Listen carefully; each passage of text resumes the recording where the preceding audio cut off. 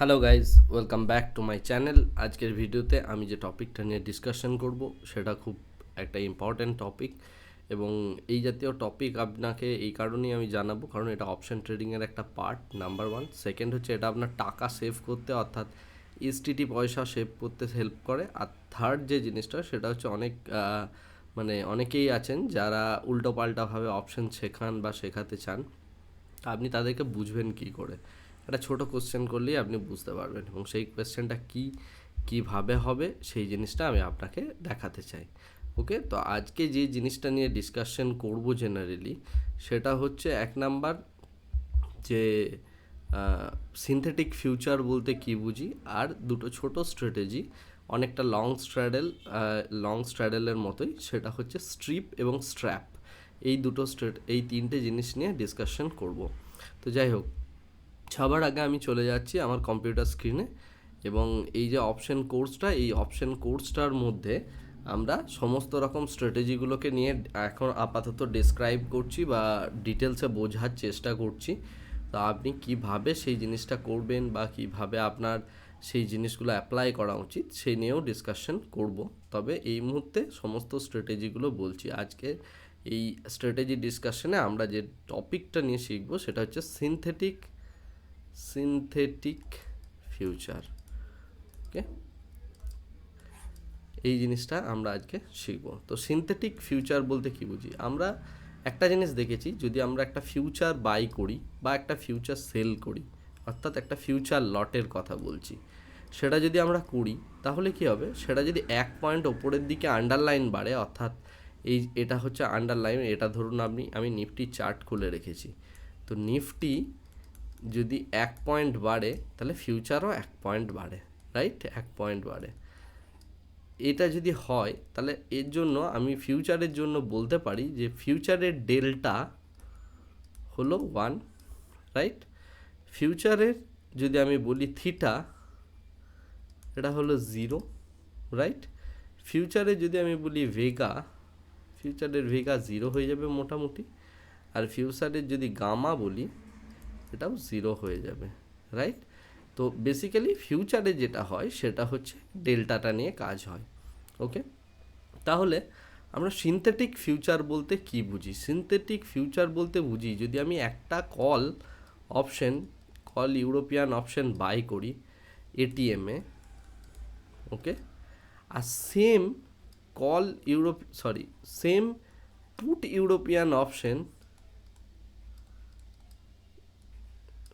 European option যদি আমি sell করি এটিএমে, তাহলে যে জিনিসটা তৈরি হয় এটাকে বলা হয় সিনথেটিক ফিউচার।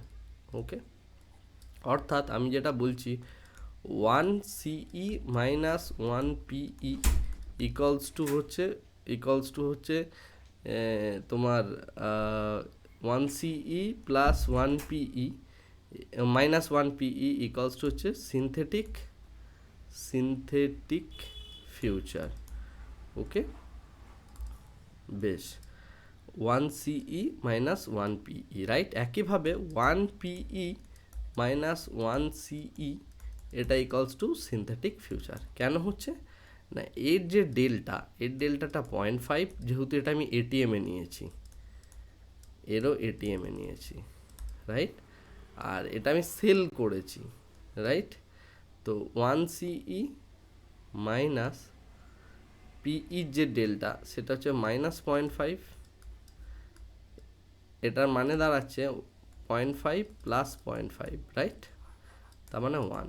আবার একইভাবে পিই যদি দেখি, অর্থাৎ ডাউন সাইডে পিই ডেল্টা হচ্ছে -0.5 আর সিই ডেল্টা হচ্ছে 0.5, তো সেক্ষেত্রে ডাউন সাইডের ক্ষেত্রে দেখুন এই দুটোকে যদি অ্যাড করি তাহলে এটা হচ্ছে -1, রাইট? অর্থাৎ নিচের দিকে গেলে 1 পয়েন্ট বাড়ার জন্য 1 পয়েন্ট পড়বে, আর 1 পয়েন্ট পড়ার জন্য 1 পয়েন্ট বাড়বে। এটাকেই বলা হয় সিনথেটিক ফিউচার। এটা আমরা প্রথম কথা অবস্ট্রাতে দেখব। এটা আমি বললাম কেন, তার কারণ অনেকেই যারা অপশনের কোর্স সেল করে বা এই জাতীয় জিনিস করে, তারা বেসিক্যালি আপনাকে বলে কি যে আপনি 1 লট ফিউচার নিন এবং সেটাকে 1 লট অপশন দিয়ে সিই বা পিই দিয়ে আপনি সেটাকে হেজ করুন। বেসিক্যালি এটা কিন্তু হেজিং হয় না। কেন হয় না? তার কারণ যদি মনে করুন আপনি 1 লট ফিউচার নেন এবং তার সাথে আপনি 1 লট সিই এটিএমেই, এই পুরোটা হচ্ছে এটিএমে, হ্যাঁ, 1 লট সিই যদি আপনি এটিএমে সেল মানে বাই করেন এর সাথে, তার মানে বেসিক্যালি আপনি সিনথেটিক একটা পুট সেল করছেন, রাইট? তার কারণ হচ্ছে এই ফিউচারটাকে যদি আমি ভাঙি, প্লাস মাইনাস একটা পিই প্লাস সিই, সরি মাইনাস সিই, পিই মাইনাস সিই প্লাস সিই, তো বেসিক্যালি আপনি একটা পুট সেল করা সমান দাঁড়াচ্ছে, রাইট? আশা করি আপনি বুঝতে পারলেন। আমি এই জিনিসটা আপনাকে অবস্ট্রাতে একটু দেখিয়ে দিই। অবস্ট্রাতে এই জিনিসটা নিয়ে একটু দেখিয়ে দেওয়া যায়। মনে করুন আমি যদি এখানে একটা ফিউচার নিই 1 লট, ধরুন বাই করেছি, ঠিক আছে, এই যে নিফটি 28শে সেপ্টেম্বরের এক্সপায়ারি আমি এখানে বাই করেছি। আমার পে অফ ডায়াগ্রাম কি? এটা আমার গ্রিক্স কি আছে, আর দেখুন delta 1, theta 0, gamma 0, vega 0, right? অর্থাৎ আপনারা ফিউচারের এই জিনিসটা দেখছেন। আমি সেম জিনিসটাকেই সিনথেটিক্যালি করছি। সিনথেটিক কথাটার অর্থ হচ্ছে কৃত্রিমভাবে করা।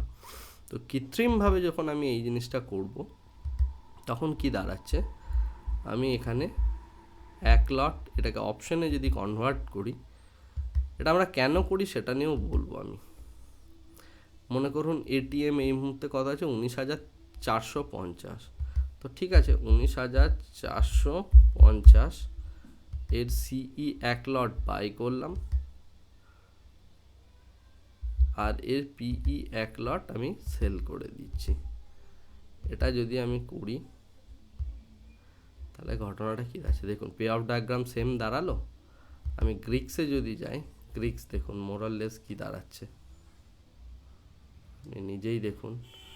ও 1, এই জায়গায় দাঁড়ালো 1, এটা 0.0 কাছে, এটা 0 কাছে, এটা 0 কাছে, তার মানে আপনার ডেল্টাটাই শুধু 1 হলো, রাইট? তার মানে কখনো ফিউচারকে আপনি অপশন দিয়ে হেজ করতে পারেন না। আপনি যতই 0.3 ডেল্টা 0.2 ডেল্টা নিন না কেন, তার মানে হচ্ছে আপনি 0.8 ডেল্টার ওপর আপনি পিই বাই করছেন, সরি পিই সেল করছেন বা সিই সেল করছেন, যার জন্য এখানে মার্জিন দেখায়। আপনি যদি মার্জিনের ক্যালকুলেশন নিয়ে পড়েন, তাহলে আপনি এখানে যে মার্জিনটা পাবেন সেই মার্জিনটা হবে 1 লাখ টাকার মতো, যেটা একটা অপশন সেলিংয়েও আপনার সেম পরিমাণই মার্জিন দেখায়। তাহলে এটাকে বলা হয় সিনথেটিক ফিউচার। ওকে, অর্থাৎ আপনার 1 পয়েন্ট বাড়লে ওটাও 1 পয়েন্ট বাড়বে, আর যদি 1 পয়েন্ট কমে তাহলেও 1 পয়েন্ট কমবে। তো এটাকে বলা হয় বেসিক্যালি সিনথেটিক ফিউচার। অনেকে এই ছোটো ছোটো জিনিসগুলো জানেন না বা জানতে চান না বা জিনিসগুলো বুঝতে চান না। তার মানে আমরা এখানে যেটা করলাম, আমরা অপশন দিয়ে ফিউচার ক্রিয়েট করলাম, রাইট? এখন অপশন দিয়ে যদি আপনি ফিউচার ক্রিয়েট করেন এরকমভাবে সিনথেটিক ফিউচার, তাহলে যে জিনিসটা দাঁড়াচ্ছে সেটা হচ্ছে যে কেন আমরা এটা করি। এখন প্রশ্ন হলো এটা, আমরা এই জিনিসটা করি একটাই কারণে, সেটা হচ্ছে যে যদি আপনি ফিউচারে ট্রেড করেন তাহলে পরে আপনার যেটা পড়ে এসটিটির পরিমাণ বেশি, অর্থাৎ সার্ভিস ট্রানজ্যাকশন কস্ট, ঠিক আছে, ট্রানজ্যাকশন যে কস্টটা থাকে, ঠিক আছে, তো সেই ট্রানজ্যাকশন কস্টটা অনেক বেশি পড়ে, অর্থাৎ ট্যাক্সের পরিমাণ অনেক বেড়ে যায়। কিন্তু যদি আপনি এরকম সিনথেটিক ফিউচার ইউজ করে করেন, তাহলে পরে আপনার এই অপশন ইউজ করেন, তাহলে সেক্ষেত্রে আপনার এখানে ট্রানজ্যাকশন কস্ট অনেক কম হয়ে থাকে, রাইট? ট্রানজ্যাকশন কস্ট কম বলতে এর প্রায় 1/4 হয়ে যায়, ওকে, ট্যাক্সের ক্ষেত্রে বা আপনি যে ট্রানজ্যাকশন করছেন সেই জিনিসটার ক্ষেত্রে।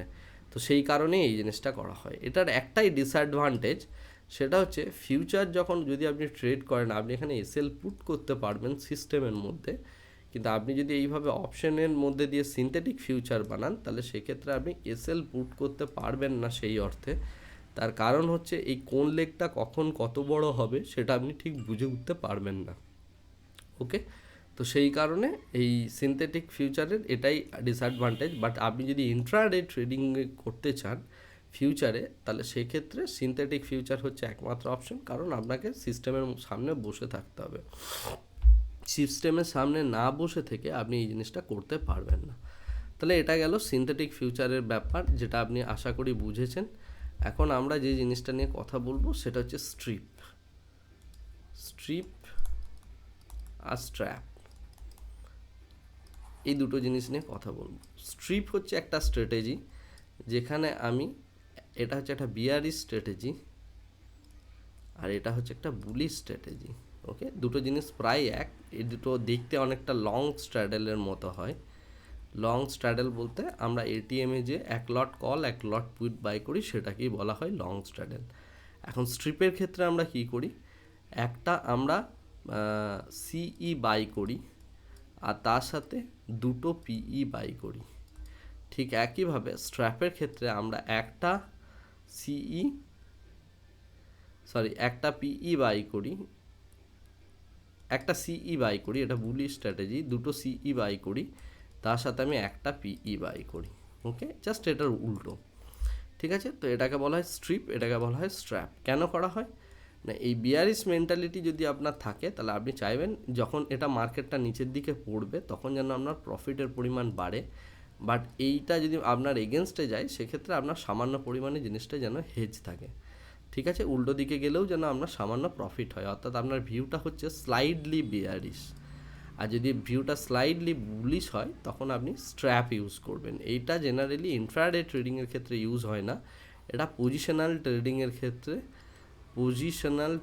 ক্ষেত্রে ইউজ হয়ে থাকে। পজিশনাল ট্রেডিংয়ের ক্ষেত্রে এটা কোন জায়গায় ইউজ করি, এটা ইউজ করি আমি যদি বুঝতে পারছি যে মার্কেট কোনো একটা সার্টেন পয়েন্ট থেকে হয় খুব স্পিডে পড়বে বা খুব স্পিডে উঠবে, তো এই দুটোর মধ্যে যে কোনো একটা ঘটনা ঘটবে, এটা যদি আপনার ইচ্ছে থাকে বা এইরকম কিছু একটা যদি আপনি প্রেডিক্ট করতে পারেন, তাহলে সেক্ষেত্রে আপনি স্ট্রিপ এবং স্ট্র্যাপ ইউজ করবেন। ওকে, এখন আমি অবস্ট্রায় যাচ্ছি, অবস্ট্রায় গিয়ে দেখছি what is strip and what is strap, এইগুলোর মানে পে অফ ডায়াগ্রাম কী হয়, গ্রিক্স কী হয়, সেই ব্যাপারটা নিয়ে এখন একটু দেখব। ঠিক আছে, তো এখানে জেনারেলি এটিএমের আমার 1 লট সিই বাই করা আছে, এর সাথে যদি আমি 2 লট পিই বাই করে নিই, 2 লট পিই এইখানে সেম জায়গায় যদি বাই করে নিই, তাহলে আমার যে জিনিসটা দাঁড়াচ্ছে সেটা হচ্ছে এটা একটা স্লাইডলি বিয়ারিশ স্ট্র্যাপ দাঁড়াচ্ছে, রাইট? হ্যাঁ, দেখুন এর পে অফ ডায়াগ্রামটা অনেকটা এরকম হয় যে আপনার যদি ডাউন সাইডে যায় তাহলে আপনি খুব তাড়াতাড়ি মানে পয়সা পাবেন, অর্থাৎ আপনার ভিউটা হচ্ছে বিয়ারিশ সাইডে অনেক বেশি, রাইট? বুলিশ সাইডে একটু কম। আর এর যদি আমরা যেহেতু এরকম একটা স্ট্র্যাটেজি আমরা বানিয়েছি, তো এক্ষেত্রে যেটা হবে থিটা সব সময়ের জন্য নেগেটিভ হবে। তার কারণ হচ্ছে এটা একটা লং স্ট্র্যাডেল টাইপের একটা মানে স্ট্র্যাটেজি, তো সেই কারণে আপনি দেখুন এখানে থিটা কিন্তু নেগেটিভ হবে, অর্থাৎ আপনার টাইম ডিকে কিন্তু খাবে। বাট যদি বড় মোমেন্টাম হয় ডাউন সাইডে, তাহলে আপনি খুব তাড়াতাড়ি এখান থেকে পয়সা বানাতে পারবেন, এবং এটা করা হয় ভোলাটিলিটি এক্সপ্যানশনের জন্য। ঠিক আছে, একই জিনিসটাকে যদি আমরা এটাকে সিটাকে পি করে দিই এবং পিটাকে সি করে দিই, তাহলে আমি বুলিশ স্ট্র্যাটেজি বানিয়ে ফেলছি, রাইট? ঠিক আছে, 2 লট যেটা বলেছি, দেখুন এক্ষেত্রেও তাই, থিটাটা নেগেটিভ হয়ে গেল, বাকি সমস্ত জিনিস একই রকম রইল। আপনি দেখুন এদিকে বুলিশ সাইডে আপনি কিন্তু ভালো একটা পয়সা এখান থেকে আর্ন করতে পারবেন যদি আপনার মোমেন্টামে ট্রেডিং হয়। আর এই স্ট্র্যাটেজিটা জেনারেলি আপনি যদি দেখেন তাহলে আপনি দেখতে পাচ্ছেন যে অল্প টাকাতেও এই জিনিসটা করা যায়। এর রিস্ক এটা হলেও আপনার এখানে আনডিফাইন্ড এখানে প্রফিট থাকে। তো স্ট্রিপ এবং স্ট্র্যাপ এই দুটো জিনিসকে আপনি ইউজ করতে পারেন আপনার ট্রেডিং সিস্টেমে, বাট জেনারেলি এই দুটো খুব একটা ইউজ হয় না। আমি জেনারেলি প্রেফার করি সবসময় সিনথেটিক ফিউচার, যদি ফিউচারে কাজ করতে হয় সেক্ষেত্রে। তো আজকের ভিডিওর ইম্পর্টেন্স এইটুকুই। তো এই স্ট্র্যাপ এই দুটো জাস্ট বলার জন্য বললাম, জেনারেলি আপনাকে এই জিনিসটা ব্যবহার করতে হবে না। তো এই হলো টোটাল গল্প, যেটা অ্যাকচুয়ালি আমরা এখানে বুঝতে পারছি যে এখানে স্ট্র্যাপ এবং ফিউচারের যে ট্রেডিং সেটা কিভাবে করব।